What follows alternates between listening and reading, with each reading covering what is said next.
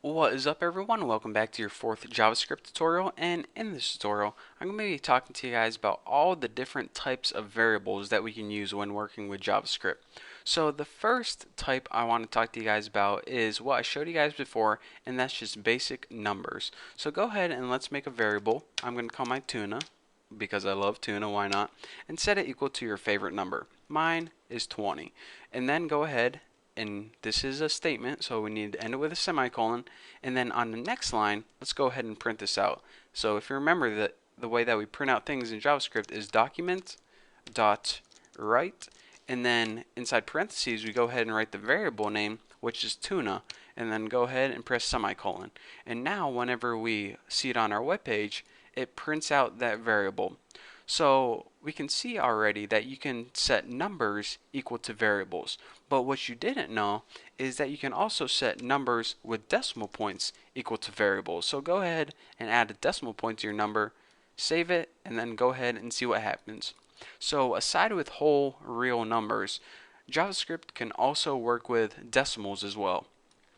And if you're wondering this, alright, can JavaScript also work with negative numbers? Well, let's go ahead and see. Go ahead and type a negative number in there, and yes, it's true, my friends. JavaScript can handle negative numbers perfectly. So basically any number that you would want to work with in computer programming, JavaScript can handle.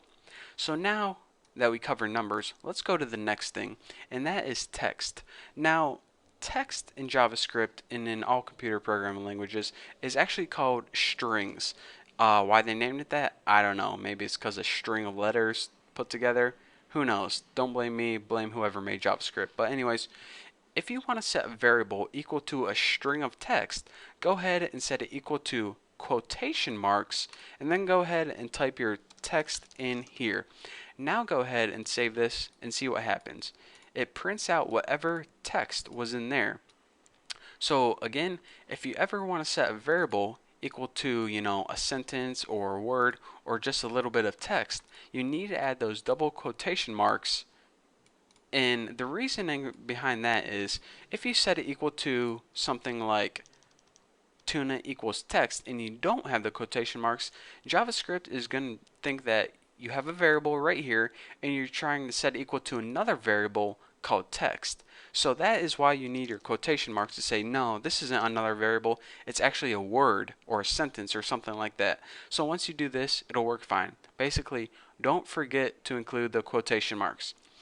So now a little problem pops up, and that's what if want to have a variable and set it equal to, a saying or something like, John said, boy, do I love Bessie.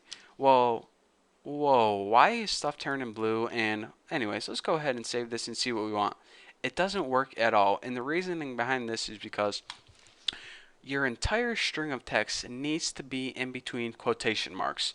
So it's going to say, alright, you have tuna, you have a quotation mark here, you have your ending quotation mark here, and this is what I'm going to set equal to. But what the heck is all this stuff if you already gave me two quotation marks? Well, actually, JavaScript's not smart enough to know that this is a saying and that this is actually part of the variable. So in order to tell JavaScript that, alright, these quotation marks here are supposed to be inside the variable itself, we need to add something called an escape character.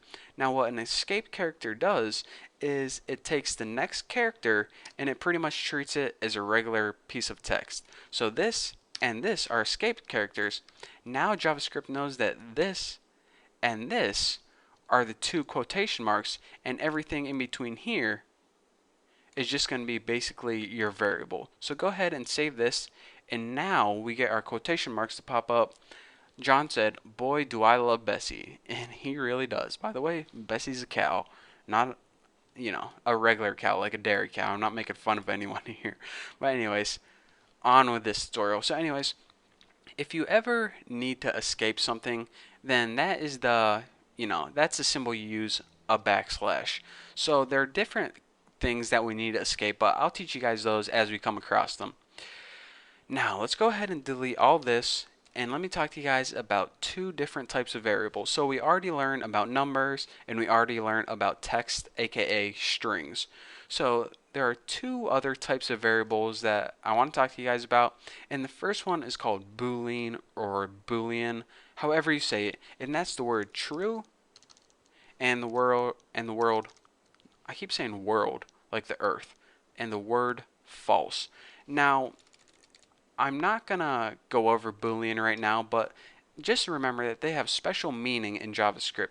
So that's why whenever you might be looking at a program and it says true or false, then that is how you make a Boolean. But again, don't even worry about it right now. I shouldn't have even said anything. But now that I'm gonna confuse it, I might as well mention this. The fourth type of variable is called null. And whenever you set something equal to null, it means that it has no value at all. And this is different than 0. It's completely different than 0 or 0.0.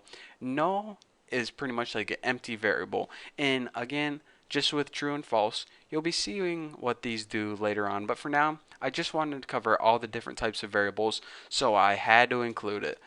But anyways, I didn't mean to confuse you.